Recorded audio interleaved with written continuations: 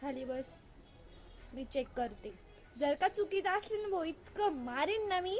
माझ्या पुढे 150 आणि चालत होते ना तू. बस खाली. तर आता आपण बघू ही जी सिद्धी नावाची मुलगी आहे तिने कसं एक्झाम्पल सोडलं.